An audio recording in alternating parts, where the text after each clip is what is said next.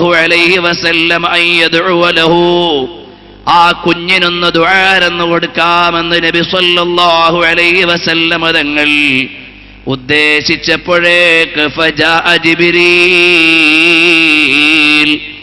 ജിബ്രീൽ അലൈഹിസ്സലാം വന്നിട്ട് പറയുകയാണ്, യാ റസൂലല്ലാഹ്,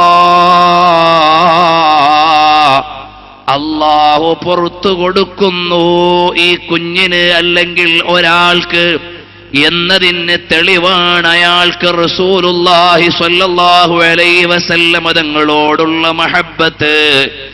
അതുകൊണ്ട് ഈ കുഞ്ഞ് മഹബ്ബത്ത് കൊണ്ട് അനുഗ്രഹീതനായതിനാൽ മഗ്ഫിറത്ത് കൊണ്ട് ഭാഗ്യം ലഭിച്ച മോനാണ് എന്ന് ജിബ്രീൽ അലൈഹിസ്സലാം വന്ന് പറയുമ്പോ, ഉമ്മമാരെ, നമ്മുടെ ഓമന മക്കളുടെ കൽബിൽ റസൂലുള്ളാഹി സ്വല്ലല്ലാഹു അലൈഹി വസല്ലം തങ്ങളെ അടയാളപ്പെടുത്തിയിട്ടുണ്ടോ? ആ ഹബീബ് എത്ര ത്യാഗം സഹിച്ചിട്ടാണ് നമ്മുടെ കയ്യിലേക്ക് ദീന് തന്നതെന്നറിയുമോ? ഒരു ഉദാഹരണം പറയട്ടെ. ഞാൻ ഈ പറയുന്നത് ചെറിയ വ്യത്യാസങ്ങളോടെ എന്റെ മറ്റു പ്രസംഗത്തിന്റെ സീഡിയിൽ ഇമാം കല്ലൂബി റളിയല്ലാഹു അൻഹുവിന്റെ നിവേദനമായി പറഞ്ഞിട്ടുണ്ട്. എന്നാൽ സൈനുദ്ദീൻ മഖ്ദൂം റളിയല്ലാഹു അൻഹു പറയുകയാണ്, പ്രസിദ്ധരായ 14 ഇമാമീങ്ങൾ അവരുടെ ഗ്രന്ഥങ്ങളിൽ ഇത് ഉദ്ധരിച്ചിട്ടുണ്ട്. എന്താണെന്നല്ലേ? ലോകത്തിന്റെ നേതാവ് മുഹമ്മദ് മുസ്തഫ, മുഹമ്മദ് മുസ്തഫ, മുഹമ്മദ് മുസ്തഫ സല്ലല്ലാഹു അലൈഹി വസല്ലം തങ്ങൾ ഒരു ദിവസം വരികയാണ്. ആരുടെ വീട്ടിലേക്കാണ്? അരിമമകള് ഫാത്തിമാന്റെ വീട്ടിലേക്ക് റളിയല്ലാഹു അൻഹയുടെ സവിധത്തിൽ വന്നുകൊണ്ട് പ്രിയപ്പെട്ട മകളുടെ ക്ഷേമം അന്വേഷിക്കുമ്പോ പറയുന്നു, ഉപ്പാ, അല്ലയോ പ്രിയപ്പെട്ട പിതാവേ, 4 ദിവസമായേ ഭക്ഷണം കഴിച്ചിട്ട്, 3 ദിവസമായേ ഭക്ഷണം കഴിച്ചിട്ട്, വിശക്കുന്നുണ്ട് ഉപ്പാ. ഹസനൈനിക്കും വിശക്കുന്നുണ്ട് വാപ്പാ. അപ്പോഴാണ് കാരുണ്യത്തിന്റെ കരസ്പർശം കൊണ്ട് ഹൃദയമിത്രമായ പൊന്നുമോളോട് ചുടുചുംബനം കൊടുക്കുന്ന പുണ്യപൂമാന്റെ ഹൃത്തടത്തിൽ നിന്ന് സന്തോഷമല്ല, ആകുലതയും വ്യാകുലതയും ഉണ്ടെങ്കിലും സാന്ത്വനത്തിന് വേണ്ടി പറയുകയാണ്, മോളെ, മോള് 3 ദിവസമായി പട്ടിണിയാണെങ്കിൽ ഞാൻ 4 ദിവസമായി പട്ടിണിയിലാണ് മോളെ. മദീനായുടെ മലർവനിയിൽ നിന്ന് ലോകത്തിന്റെ മലർവാടി ഒരുക്കി മോചനത്തിന്റെ മഹനീയ നിധി കൊണ്ട് മധുവാക്കിയ അതുല്യാനുരാഗത്തിന്റെ അതിശ്രേഷ്ഠമായ സന്നിധാനങ്ങളാൽ പാദസ്പർശം നടത്തിയ പ്രകീർത്തനത്തിന്റെ വചനങ്ങൾക്ക് വഴങ്ങാത്ത ഒതുങ്ങാത്ത മഹനീയരായ മുഹമ്മദ് മുസ്തഫ സല്ലല്ലാഹു അലൈഹി വസല്ലം തങ്ങൾ പറയുകയാണ്, മോളെ, 4 ദിവസമായേ വീട്ടിൽ നിന്നിറങ്ങിയിട്ട് ഒരു അഅറാബിയുള്ള തോട്ടത്തിലേക്ക് ചെല്ലുകയാണ്. സൈനുദ്ദീൻ മഖ്ദൂം തങ്ങൾ ഫൈദുൽ ഹാഫിളിലും ഇമാം ഖല്ലൂബി റളിയല്ലാഹു അൻഹു അല്പം വ്യതിയാനത്തോടെയും ഇത് നിവേദനം ചെയ്യുന്നതായി കാണാം. തോട്ടത്തിലേക്ക് ചെന്ന് തോട്ടക്കാരനോട് ചോദിക്കുകയാണ്, ഇവിടെ വെള്ളം നനയ്ക്കാൻ ആളെ വേണോ? തോട്ടം നനയ്ക്കാൻ കൂലിക്കാരന് വേണോ? ആരാണ് ചോദിക്കുന്നത് കൂട്ടുകാരാ? ലോകത്തിന്റെ മുഴുവനും കാരുണ്യത്തിന്റെ കേദാരമാണ്. അറബ് ലോകത്തുള്ള മാമലകൾ മുഴുവനും കനകമായി തിരുസവിധത്തിലേക്ക് വരട്ടെ എന്ന് ചോദിക്കുമ്പോ വേണ്ടാന്ന് പറഞ്ഞ് പരിത്യാഗത്തിന്റെ ആത്മീയതയിലേക്ക് വലിഞ്ഞുകൂടിയിട്ട് ലോകത്തിന് മുഴുവനും മാതൃകയായ മുഹമ്മദുർ റസൂലുള്ളാഹ് സല്ലല്ലാഹു അലൈഹി വസല്ലമ തങ്ങൾ പറയുകയാണ്, ഇവിടെ വേല ചെയ്യാൻ ആളെ വേണോ? അതേ, ഒരു ബക്കറ്റ് വെള്ളം കോരിയിട്ട് ഒരു ഈത്തപ്പന നനയ്ക്കുന്നതിന് 3 കാരക്ക കൂലി തരാം. ഹബീബ് സല്ലല്ലാഹു അലൈഹി വസല്ലമ തങ്ങളെ തോട്ടക്കാരനറിയില്ല, അറാബിക്ക് പരിചയമില്ല. അവിടുന്ന് ഏറ്റെടുത്തു, കുഴപ്പമില്ല. ഹബീബിന്റെ കൈകൊണ്ട് വെള്ളം കോരാൻ തുടങ്ങി.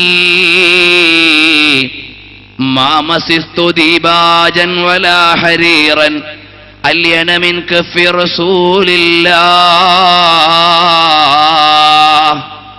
ഒരു പട്ടും ഇതുപോലെ മാർദ്ദവമായി കാണില്ല. അത്രയും സോഫ്റ്റായ കൈവെള്ളയുള്ള ഹബീബ് സല്ലല്ലാഹു അലൈഹി വസല്ലം തോട്ടത്തിലെ കിണറിൽ നിന്ന് വെള്ളം കോരുമ്പോൾ ഹബീബ് സല്ലല്ലാഹു അലൈഹി വസല്ലം തങ്ങൾ വെള്ളം കോരിയിട്ട് തോട്ടം നനയ്ക്കുമ്പോൾ 9 ബക്കറ്റ് വെള്ളം കോരി എന്നാണ് സൈനുദ്ദീൻ മഖ്ദൂം തങ്ങളുടെ ഹിക്കായത്തിൽ കാണുന്നത്. ഏതായാലും അവിടുന്ന് കോരി നനച്ചു കഴിഞ്ഞപ്പോൾ തൊട്ടി അവിടുന്ന് കിണറ്റിലേക്ക് വീണുപോയി. ഹബീബിന്റെ കയ്യിൽ നിന്ന് വീണുപോയപ്പോൾ അറാബിക്കറിയില്ല ഇതാരാണ്, അറാബിക്കറിയില്ല ഇതേതു നേതാവാണ്, അറാബിക്കറിയില്ല ഇത് പ്രവാചകനാണ്. ഹബീബ് സല്ലല്ലാഹു അലൈഹി വസല്ലം തങ്ങളുടെ നേരെ വന്ന് അപരിഷ്കൃതനായ അറാബിയുടെ അധ്വാനിച്ച് തഴമ്പുള്ള കരം കൊണ്ട് ഹബീബിന്റെ മുഖത്തൊരൊറ്റ അടിയാണ്. ശബീഹു കബദുറുൽ ലൈലി ബല്ലന്ത അൻവറു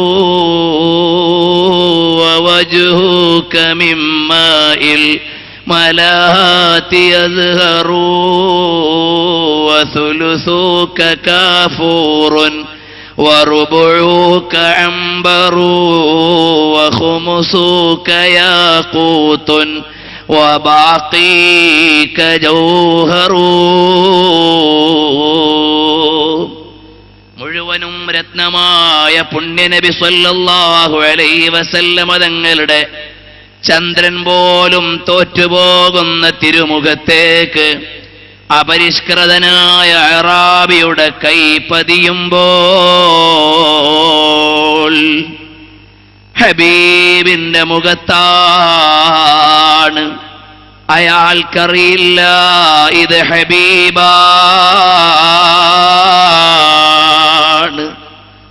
ഹബീബിന്റെ മുഖത്ത് കൈ പതിഞ്ഞിട്ട് വിട്ടുവീഴ്ചയുടെ അതുല്യോദാഹരണമായ പുണ്യപൂമാന് പ്രതിഷേധമില്ല.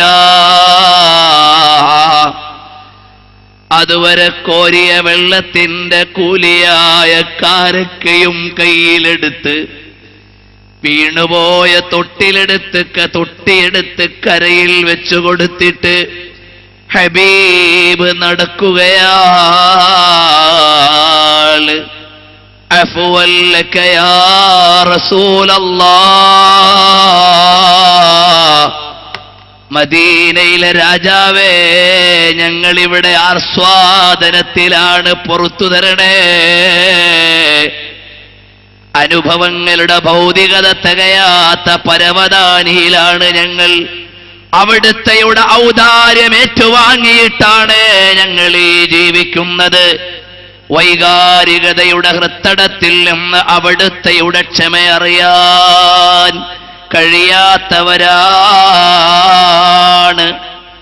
ഉമ്മമാരെ, സഹോദരിമാരെ, മദീനയുടെ മണൽപ്പരപ്പിലൂടെ മുഖത്തു പറ്റിയ വേദന വകവെക്കാതെ കയ്യിലുള്ള കാരക്കയുമായി ബത്തൂലിന്റെ വീട്ടിലേക്ക് വന്ന് ഹസനൈനിയെ എടുത്ത് മടിയിൽ വെച്ചിട്ട് കാരക്ക കീറി വായിലേക്ക് വെച്ചു കൊടുക്കുകയാണ്.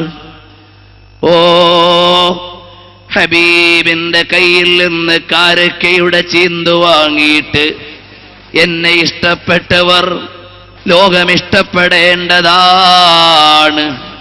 ഇവരെ ഞാൻ ഇഷ്ടപ്പെടുന്നു, ഇഷ്ടപ്പെടണേന്ന് പറഞ്ഞ മഹാനരായ മുഹമ്മദുർ റസൂലുള്ളാഹ് സ്വല്ലല്ലാഹു അലൈഹി വആലിഹി വഅസ്ഹാബിഹി വസല്ലമ തങ്ങൾ അതാ വിളിക്കുന്നു.